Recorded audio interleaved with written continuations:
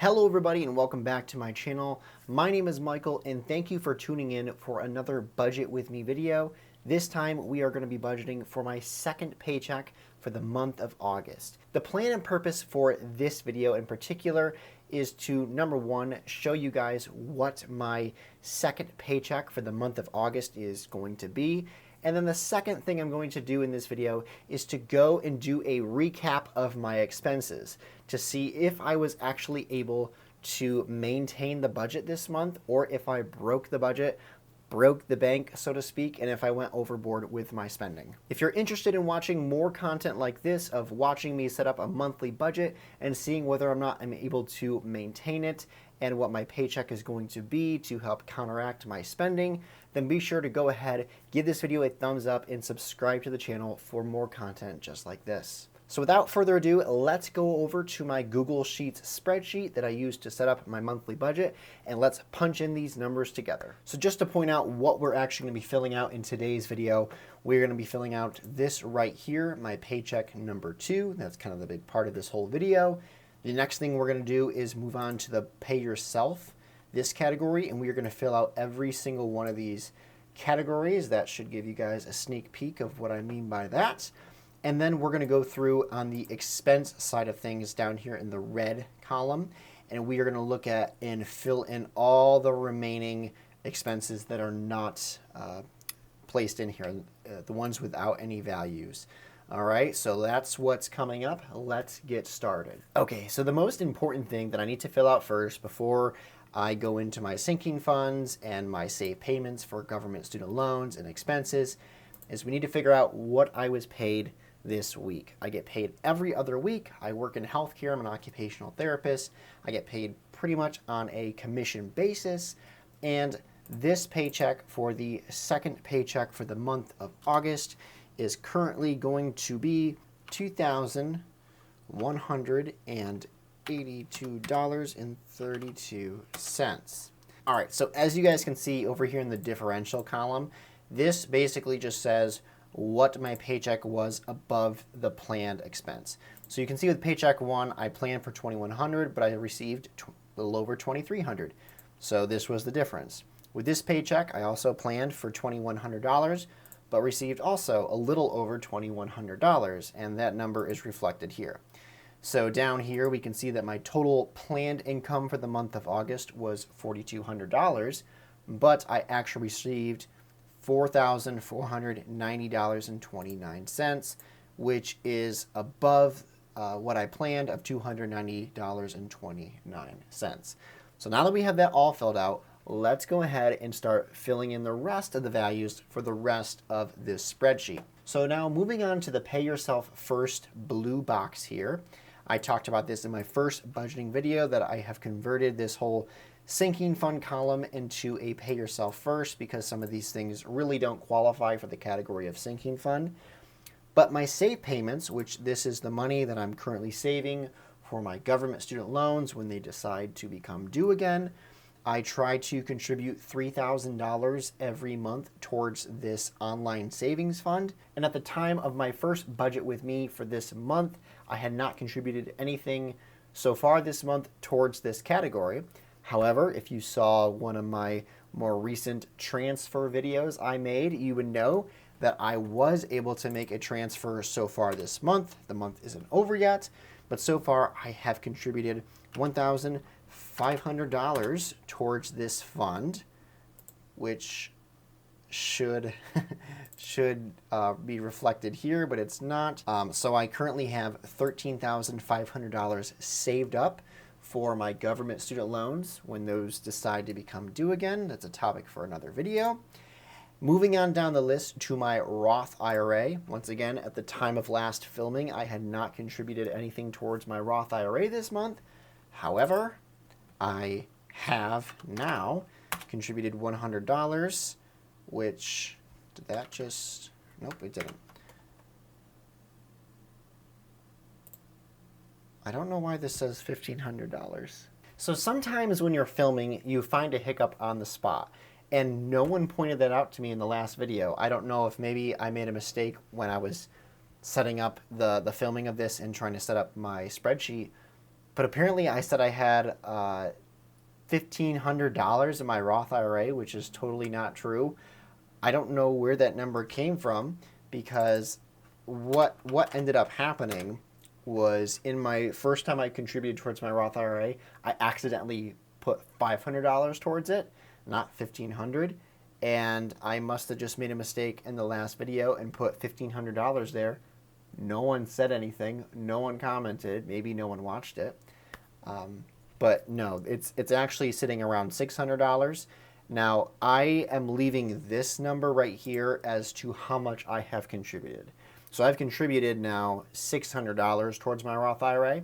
It's actually around like $650 right now, because obviously it's in the stock market, and hopefully it continues to grow in the funds that I have designated for my Roth IRA to go to. But yeah, it's not $1,500, it's $600. So I'm glad I caught that. This month, I actually finally began contributing towards my sinking funds once again. These have been on pause for at least probably 3 months now, or maybe 2 to 3 months, and I have finally started contributing towards them again. These go into an Ally Savings Bank. I have little buckets set up for each of these categories, and this month I was able to put $50 towards each of these funds. So let's go ahead and just kind of bump up these numbers. So this should be right. I have a total saved up in the Pay Myself column of $14,600. And obviously a large part of that is because of this right here, my government student loans savings account. So we'll see what happens once that deferment ends. When it ends, if it ends, who knows? Moving on down the list now to the expense column. You guys can see the little target here for expenses. And let's see if I stayed on target with my budget. Because for me, when you budget, this is the part you're really looking at, is to see, do you go overboard with spending? Let's see what happens. So I'm going to pull up on my phone here my Mint app, because I do use this to keep somewhat tab on my spending, because it can show me the categories, and it's just easier to do it that way. So Paying Myself, you guys just saw me contribute towards that. I list the Paying Myself category as these 4 items: Roth IRA, vacation, Christmas, and family. And that would equal a total amount of $250, and I was able to contribute to those funds this month. So $250 it is of expenses to pay myself. Mortgage, that came out on the first of the month, $1,059. We're already done with that. Groceries. Now this is an interesting item here, because I very rarely make a second budget with me video for the month. And the downside of that is that I never get to see what my grocery budget is if I stay on target. Well, I really don't think I stayed on target at all, because right now, well, let me explain. If I look at my Mint app to see what the expenses were for groceries, it shows me an amount of $367.09. Okay. And you might be thinking, oh, that's only $7 over what you planned. That's not too bad. And I get it. I'm not going to beat myself up over $7. However, something I didn't take into account with the Mint app is that it does not count places like Dollar General and forgot the other place, like gas stations, as groceries. Even if I go in there and say buy a snack or buy a protein bar or buy a drink, it does not count those in the grocery column. So this number, I think, is probably closer to 380 and not 360. In fact, it's probably higher than 380. It's probably close to $400. So I definitely did not stay within the grocery budget this month, which is kind of sad, because most of those expenses weren't for groceries. They were just for like random spending. I think we went out to eat twice, and one of the times it was more expensive than I thought it was going to be. So yeah, we broke the grocery budget this month, unfortunately, and actually more than $7 overboard. But that's just how much gets reflected here. But I'm being honest with you guys, I went over probably by about 40 bucks. Moving on to the water bill. I never was able to figure out what this actually was. I just know it came out of my credit card, which I've already paid off. So I'm just going to put in that it was 50, because usually it's never been higher than 50. Gas for me is, actually, I was overboard. Oh, no, I wasn't. No, I wasn't. So gas for me this month, I actually am not too bad. I planned, as you guys can see, for $250 of gas expenditures, which I know gas prices are starting to come down a little bit. They're not really cheap. I mean, we're still above $4 here. It's like $4.30, I think. But I did look at the Mint app, which calculates my every time I go to the pump and spend money on gas. And right now I am at $200, pretty much $200 even for spending on gas this month. The month isn't over, so we'll see what happens. Every time I fill up, it's pretty close to $50, even with my car with a small tank. Moving on now to electricity.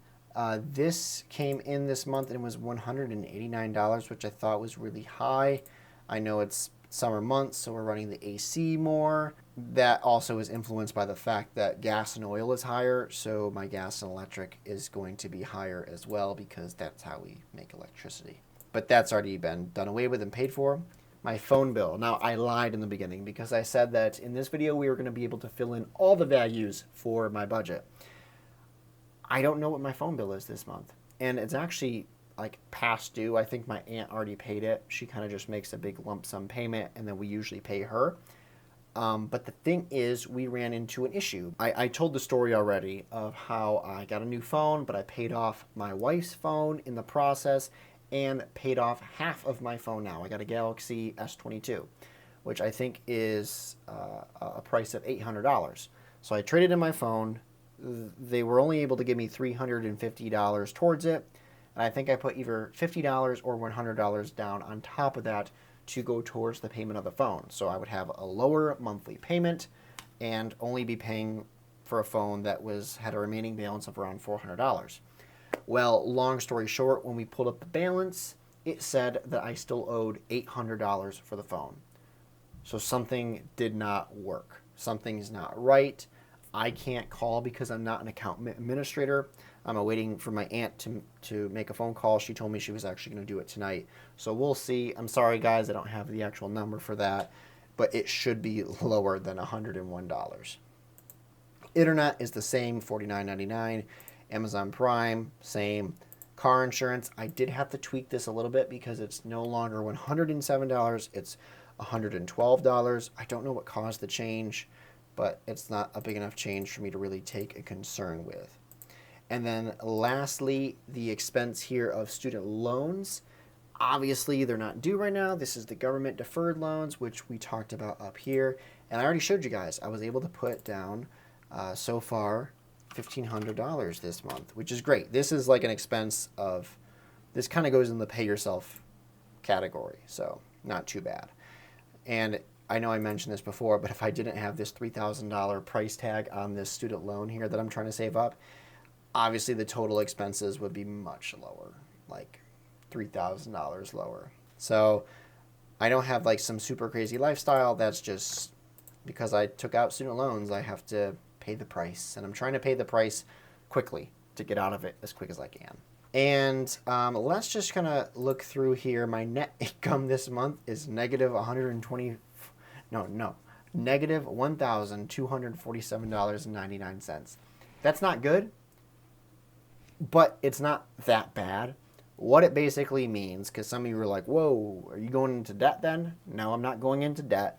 Basically, it just means that in order to cover this student loan $3,000 goal I have, I'm going to probably have to pull from my regular savings account, which is no big deal. It's just like a 4 to 5 months of saved expenses, saved cash, basically. No big deal. So I'm fine with doing that. If you're looking at this and you're like, oh boy, he's in for it because he's got a net income this month of over negative $1,000, it's okay. It's no problem. It just means I'm going to be pulling from my savings account to cover this goal of reaching $3,000 with this save payment. And right now that money is not even going anywhere. It's just going into actually a higher interest savings account online. So it's not really an issue. Anyway, that is going to wrap up my income, paying myself, and expenses for the month of August. Now, that doesn't mean the month of August is over, obviously.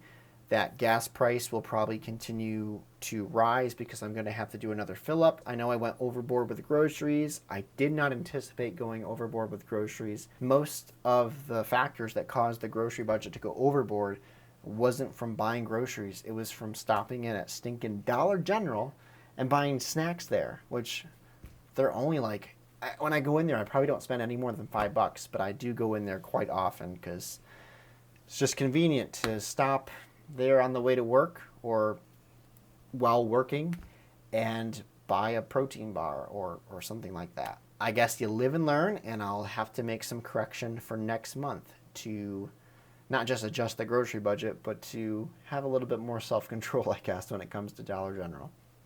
Anyway, I guess everyone has their weaknesses, but thank you guys so much for watching this video.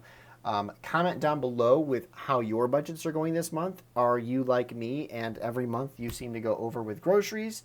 Are you like me where you have surprise expenses come up, like you didn't think your electric bill was going to be that high and it was? Comment down below what you guys think and how your budgets are going this summer. Until then, take care and I'll see you in the next one.